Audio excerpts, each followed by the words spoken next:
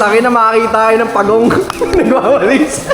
So guys, 40 days video. So ngayon nagwawalis na naman kami dahil tapos na kami. Si tupad number 2. Pinakamasipag namin na TL. Si Tito Bong guys, kung gusto niya bumili ng lovebirds na LG, linis na yung office namin. Marami na naman tatambay dito. Ito kasi yan. Yan kaya? Bakit ito?